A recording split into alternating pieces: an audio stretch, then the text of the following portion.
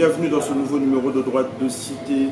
Mon invité du jour est l'honorable Jean Kimbunda, ancien gouverneur de la province-ville de Kinshasa, député national, élu dans la province du Bandundu. Monsieur Jean Kimbunda, merci d'avoir accepté notre invitation. Bonjour. Merci, monsieur le journaliste Roger. Vous avez été un ancien gouverneur, vous avez dirigé la province-ville de Kinshasa. Lorsqu'on se promène à Kinshasa aujourd'hui, on voit plusieurs panneaux qui annoncent, avec en affiche le président de la République, Joseph Kabila. Il l'a dit, il l'a fait. Qu'a-t-il dit et qu'a-t-il fait? Il a dit qu'il respecterait la Constitution de bout en bout. Vous ne me direz pas qu'il ne l'a pas respectée. Et je pense Après avoir quand même essayé durant 2 ans de se maintenir au pouvoir. Non, il ne s'est pas maintenu au pouvoir parce qu'il a voulu se maintenir. Il s'est maintenu au pouvoir parce que jusque-là, l'opinion avait cru, et surtout l'opinion internationale avait cru, que le président Kabila allait se représenter. Mais le président Kabila avait annoncé depuis 2013 qu'il ne serait pas candidat à la magistrature suprême, et il a démontré aujourd'hui. Et je ne vous le ferai pas dire, vous l'avez si bien dit, il a démontré. Moi, je me dirais même qu'il a aujourd'hui donné la preuve que Kabila est un véritable démocrate. Il respecte la constitution de son pays, il respecte les lois de son pays, et tout un chacun de nous devrait s'y conformer. Moi, je pense que Kabila est un modèle, un exemple de respect de la démocratie, des lois de la République, et c'est le véritable père de la démocratie dans ce pays qui est la République démocratique du Congo. Monsieur Kimbunda, au-delà du fait qu'il a, selon vous, respecté la Constitution, qu'a-t-il fait en plus? Est-ce que le bilan du président Joseph Kabila, selon vous, puisque c'est votre autorité morale, serait simplement de dire qu'il a respecté la Constitution? C'est ça qu'il a réalisé pendant les 17 ans à la tête du Congo? Non. Dire que ramener le bilan de Joseph Kabila au respect de la Constitution est une hérésie. Moi, je vous dirais mieux, monsieur le journaliste, que lorsque le président Kabila est arrivé au pouvoir dans ce pays, nous avions un pays qui n'existait qu'à 2 tiers de son existence réelle. Il a trouvé un pays totalement morcelé, un pays où il y avait la rébellion de toutes parts. Et ce pays était totalement divisé. Le président Joseph Kabila l'a réunifié. Aujourd'hui, vous pouvez aller dans toutes les provinces de la République démocratique du Congo, le plus librement du monde. Vous pouvez aller de l'Est à l'Ouest, du Nord au Sud, sans qu'il y ait des problèmes de sécurité majeurs. Et nous disons, je ne peux pas vous laisser dire ça. Laissez-moi vous dire. Parlons du Kasaï. Non. Parlons du Nord-Sud Kivu. Non, monsieur le journaliste. Là, vous êtes en train d'aller dans une espèce de dérision. Le Nord Kivu, le Sud Kivu. Demain, je prendrai mon avion avec vous. Nous y atterrirons sans qu'il y ait le moindre problème. Au Kasaï, j'ai une délégation de mon parti, le PPRD, qui vient du Kasaï et qui a été jusque dans le groupement Kamuna Sakou. Il n'y a aucun problème. Nous pouvons investir, nous pouvons nous organiser dans cette contrée de la République démocratique du pays sans problème. Donc je me dis que ceux qui vendent la République démocratique du Congo comme étant un pays divisé sont en train totalement de vendre des illusions, comme je l'ai dit tout à l'heure. Nous sommes dans un pays totalement réunifié. J'aimerais d'abord que nous nous mettions d'accord sur la réunification de la République démocratique du Congo. Si vous, en tant qu'observateur, journaliste, opérant, non, vous me posez des questions, mais j'aimerais qu'ensemble nous soyons d'accord sur le fait que la République démocratique du Congo est une nation une, indivisible, et le président de la République, Joseph Kabila, l'a fait, il l'a démontré, et aujourd'hui nous sommes tous d'accord pour dire que nous sommes 2 345 000 km² totalement réunifiés où il n'y a pas de problème majeur. au-delà du fait que nous sommes tout le monde d'accord, c'est plutôt les spectateurs qui nous regardent, qui jugeront de vos propos. Alors aujourd'hui, vous avez un candidat pour l'élection présidentielle, qui est M. Emmanuel Ramazani Shadari. Comment avez-vous perçu cette décision du président de la République? Il est en fait que le président de la République s'était engagé lors du congrès que nous avons tous vécu.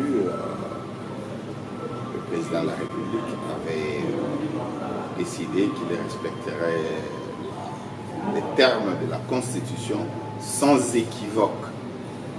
Et il s'y est engagé, il n'est pas allé par le dos de la Kir. Et nous, au niveau du FCC, nous avons agréé cette candidature et nous l'avons accompagnée pour la soumettre à la CNI.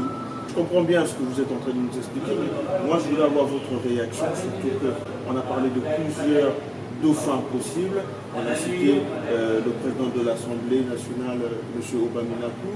On avait cité l'ancien Premier ministre, M. Augustin Matata Ponyo. Même le directeur du cabinet du président avait à un moment donné été cité comme possible dauphin. Finalement, c'est Emmanuel Shadari qui sort du chapeau. C'est ça ma question. Quelle était votre réaction? Non, il n'est pas une question de ma réaction en tant qu'individu. Il est une question de réaction en tant que membre du plus grand parti politique de ce pays, de la République démocratique du Congo. Vous avez cité 3 candidats, mais il y avait peut-être une dizaine. Et il est tout à fait légitime qu'il y ait eu beaucoup de candidats. Peut-être que moi-même j'étais aussi espérant être dauphin du président de la République, Joseph Kabila, mais là n'est pas le problème. Une option a été levée et le président de la République a procédé à la consultation de la plateforme qui est la sienne. Vous l'avez appris, vous l'avez annoncé à travers les médias internationaux et celles locales, que le président de la République a organisé des consultations et on en est arrivé à désigner le candidat Emmanuel Ramazani Shadari qui a été pour nous le candidat aujourd'hui que nous sommes appelés à appuyer, à soutenir jusqu'au bout. Bon, vous êtes un élu de la province du Bandundu, vous dites que vous soutenez le candidat Emmanuel Shadari, choisi par le président de votre autorité morale. Pourtant, je suis à Kinshasa, je suis vu des informations, on parle de la province du Bandundu comme étant quasiment une province en rébellion concernant cette décision et le choix du président. Non, la province de Bandundu n'est pas une province à rébellion, c'est une province qui regorge suffisamment d'intellectuels, suffisamment de politiques, suffisamment des opérateurs politiques engagés pour la cause et dans la cause de la République démocratique du Congo afin de la rebâtir, de la reconstruire et de s'engager dans la voie qui a été tracée par le président de la République, Joseph Kabila Kabange. Et nous pensons plutôt que cette panoplie de candidatures dans la province de Bandundu montre à suffisance que c'est une province qui veut réellement voir la République démocratique du Congo s'inscrire dans les concerts des nations, des grandes nations démocratiques. Et le président de Kabila a donné une réponse appropriée aux attentes des populations de la province de Bandundu. C'est ainsi que nous, en tant que bâtisseurs, constructeurs de la grande plateforme de la grande province de Bandundu, nous nous sommes dit que nous allons soutenir la candidature d'Emmanuel Ramazani Shadari, qui est, à notre humble avis, le candidat le mieux indiqué et qui est aujourd'hui le candidat le mieux accepté et le plus même plausible pour conduire à bon port la nation congolaise. Monsieur Kimunda, vous parlez de la candidat bien acceptée, mais on a quand même finalement sociologiquement et également historiquement le pouvoir qui va basculer du côté du Maniema, alors que vous, du côté du Bandundu, vous vous sentez un peu des orphelins de cette politique aujourd'hui. Non, nous n'en sommes pas du tout orphelins. Vous vous souviendrez qu'aux élections de 2006, nous avons eu le patriarche Gizenga qui a fait une belle campagne, qui a fait une campagne qui a démontré que le Bandundu avait un leadership dans ce pays, mais ce leadership a été en alliance avec le leadership Kabila, et le leadership Kabila a été privilégié, il a été soutenu et porté par le grand Bandundu. Aujourd'hui, plus que jamais, nous disons que c'est ce leadership-là de Kabila que nous voulons porter et conserver au pouvoir. Donc l'arrivée de Ramazani Shadari n'est pas un fait anodin, mais c'est une volonté réelle des aspirations profondes de la grande province du Grand Bandundu. Et ensemble, nous sommes aujourd'hui en train de construire le Grand Bandundu pour qu'à jamais nous puissions non seulement travailler avec Ramazani Shadari, mais surtout construire notre province, le Grand Bandundu, sous ce leadership-là de Ramazani, pour que le développement tant attendu puisse être une réalité dans nos populations, dans nos provinces ou dans notre Grand Bandundu. Je voudrais qu'on puisse terminer sur le bilan économique et social du président Kabila. Qu'est-ce que vous pouvez nous dire aujourd'hui? Parce que les gens qui nous suivent, les gens qui vivent à Kinshasa ou les gens qui vivent à Lubumbashi, eux ont une réalité. Ne parlons même pas de ceux qui sont dans le nord, le sud Kivu, qui ont connu des misères durant toutes ces années.